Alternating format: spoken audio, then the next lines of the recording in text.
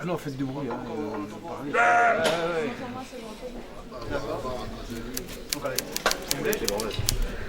Alors ça, c'est vraiment, j'en sais rien du tout.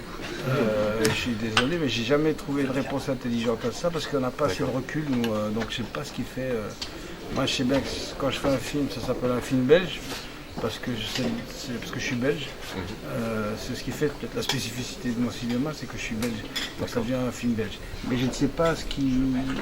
Je pense qu'il ne faut même pas essayer, nous, qu'on se pose la question, parce qu'à partir du moment où on se pose la question, on va commencer à essayer de mettre en scène quelque chose, et donc du coup ça va devenir du folklore. Et je crois qu'il y a une identité, mais l'identité elle est impalpable, c'est un truc qu'on a entre nous. Je pense que c'est plutôt une question que les Belges devraient poser aux Français, qu'est-ce qui fait la spécificité des films belges? Et alors vous me le diriez. Mais moi j'arrive pas à répondre à cette question. Il y a des trucs très diversifiés. Déjà, il faut savoir que le cinéma belge, c'est deux cinémas. Il y a un cinéma flamand et un cinéma wallon. Puisque la Belgique, de plus en plus politiquement, est scindée en deux.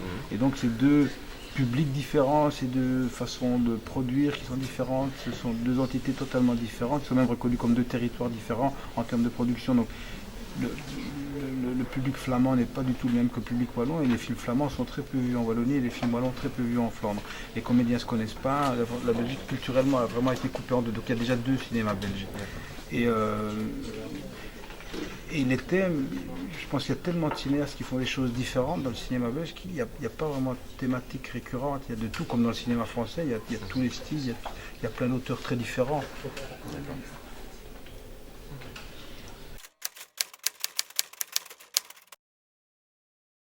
Moi, je pense qu'il y a des choses qui se ressemblent d'un point de vue artistique, mais alors, d'un point de vue distribution, par exemple, c'est très différent. D'un point de vue culturel et de la perception des films, c'est très différent. Par exemple, les Flamands, comme les Flamands prônent une autonomie depuis des années, ils ont renourri leur patrimoine littéraire, c'est-à-dire que beaucoup de films flamands sont des adaptations de romans flamands. Ils ont créé un star system propre à la Flandre qu'on appelle les Bekante Vlamingen, donc ça veut dire les Flamands connus, ce qui fait que quand un film flamand sort en Flandre, tous les Flamands vont le voir. Il y a des films flamands qui, sur un territoire de 5 millions d'habitants, ont fait 700 000 entrées, ce qui veut dire que les gens ont été le voir plusieurs fois. Tandis qu'en Wallonie, c'est tout le contraire. Les Wallons ne vont pas voir du tout les films belges francophones, très peu. Il faut vraiment que ces films-là aient la reconnaissance de la France pour qu'ils soient connus en Belgique. C'est-à-dire que pour nous, Wallons, sans la France, on n'existe pas, même en Wallonie. Il faut vraiment qu'on ait la reconnaissance française pour que ça marche chez nous. Même pour les comédiens, par exemple, les comédiens belges qui marchent en Belgique sont les comédiens belges qui marchent d'abord en France. Et après, alors, ils marchent en Belgique. Il y a un syndrome comme ça de rejet, ce qu'on appelle en Belgique un syndrome de souffrance, parce qu'on est sous la France et qu'il faut l'aval du grand frère français pour avoir la reconnaissance belge. Donc c'est vraiment deux territoires qui fonctionnent de manière très différente. D'accord, ok. Et par rapport du coup aussi au processus de production ou... Les films belges francophones sont naturellement amenés à avoir des coproductions avec la France parce qu'il y a un échange culturel qui se fait depuis des années. Il y a beaucoup, bon, moi je donne cours dans une école de cinéma qui s'appelle l'INSAS, la moitié de mes étudiants sont français, donc parce qu'on parle la même langue, c'est plus facile, et donc il y a beaucoup d'échanges qui se font. Mon équipe, la moitié de mon équipe est française, mais pas par nécessité de coproduction, simplement parce que les rapports se sont faits comme ça. Beaucoup d'étudiants sont venus travailler en France, en Belgique, sont restés. Beaucoup de Français ont épousé des Belges ont épousé des Français, sont restés. Et puis, donc la coproduction se fait d'une manière naturelle. Et on a besoin du territoire français pour que le film existe. Ça, c'est la grande spécificité. On a un territoire différent que le territoire flamand. Il y a vraiment une question de territorialité qui rentre en ligne de compte ici.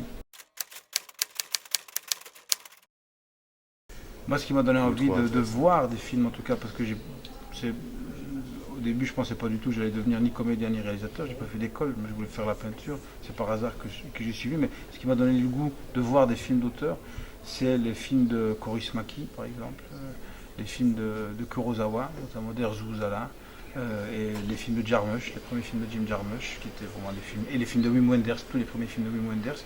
J'avais l'âge où ces films arrivaient au bon moment, quoi. Voilà. J'avais 16, 17, 18 ans et c'était les bons films à voir à cet âge-là.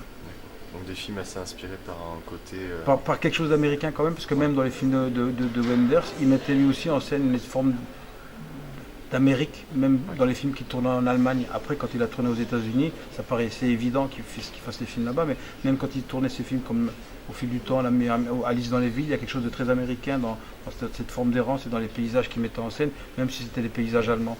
Et même Kaurismäki est très imprégné de culture américaine aussi. Dans les Leningrad Cowboys, par exemple, il y a vraiment des références au rock'n'roll, à la route, etc., qui sont des thématiques qui reviennent beaucoup dans le cinéma indépendant américain.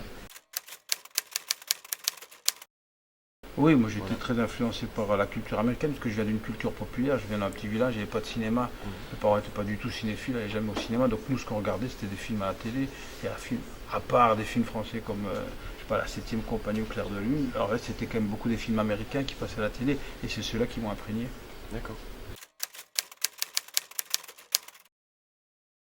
Bah, il y a le cadre, le fait de tourner en scope, d'essayer d'avoir des espaces, parce que paradoxalement, je viens d'un pays où les territoires sont très petits, mais je les élargis, je me les réapproprie et j'essaye de retrouver du cadre et une patine, la route, là, cette forme d'errance aussi, même dans l'évolution des personnages, il y a quelque chose qui fait penser, même si c'est pas du tout du film américain, à cette Amérique-là, cette Amérique fantasmée, mais c'est une Amérique fantasmée par un Belge quand même, c'est pas du tout des films américains, mais c'est l'impression qu'on a de l'Amérique, même si ce n'est pas l'Amérique. Ça reste quand même des films faits par un Belge. Mais c'est à travers le cadre, les voitures, le fait qu'il y ait ces bagnoles. Dans Eldorado, c'était une grosse américaine. Ici, dans ce film-ci, c'est des pick-up. Il y a la rivière dans Les Géants qui peut rappeler Délivrance. Voilà, c'est des choses qui sont très proches d'un cinéma américain, mais fantasmées par un Belge. Pour le coup. Je pense qu'on se nourrit pendant des années de choses. Ça forme une espèce d'inconscient culturel et quand on redonne quelque chose, c'est passé à travers un filtre, on reproduit inconsciemment ce qu'on a aimé. Donc ça me paraît moi être un processus normal. Donc je recrée sans le faire exprès des choses que j'ai aimées et que j'ai intégrées totalement parce que ça me paraît naturel de plutôt faire ce qu'on aime que ce qu'on n'aime pas. Donc c'est pour ça. D'abord, il y a le travail sur la lumière, parce qu'on a joué vraiment sur une espèce de...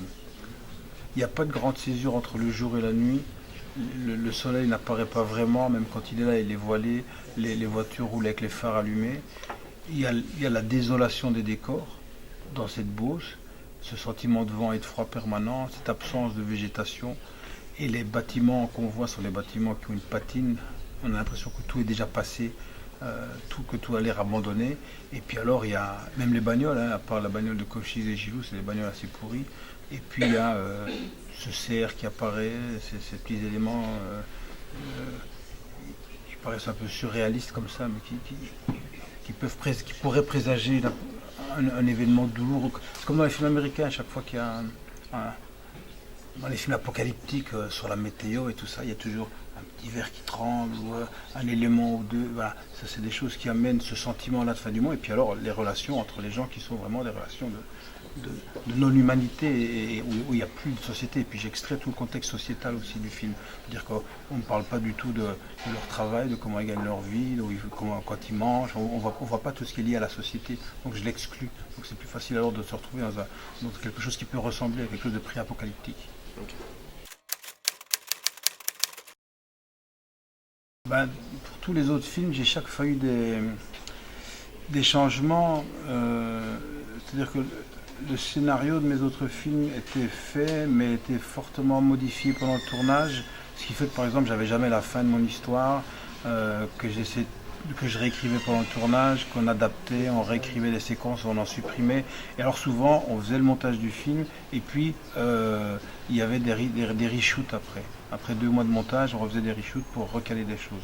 Ici, je ne l'ai pas fait parce que j'avais un scénario qui fonctionne avec une structure qui ne permet pas de changer cette structure. C'est-à-dire que toutes les petites histoires font avancer l'autre histoire. Donc le scénario a été plus mûri que dans les autres.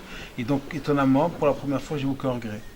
Je pensais que j'allais avoir des regrets il nous manquait des jours de tournage pour pouvoir filmer des paysages en travelling. Je voulais un plan d'hélicoptère à la fin, et puis finalement on n'a pas eu l'hélicoptère parce que c'était trop cher. Donc on a plutôt monté, on est descendu, donc on a fait ce travelling qui termine dans les herbes et tout ça. Et finalement je trouve que le plan est plus beau que si on avait fait un plan d'hélicoptère. Pour la première fois, j'ai pas de regrets. Mais bon, c'est rare, hein. C'est vraiment la première fois, c'est peut-être la dernière. La première et la dernière. Voilà. D'accord. Bon, mais merci. Bah, de Merci rien. pour ces questions et pour ces réponses. Merci, au revoir.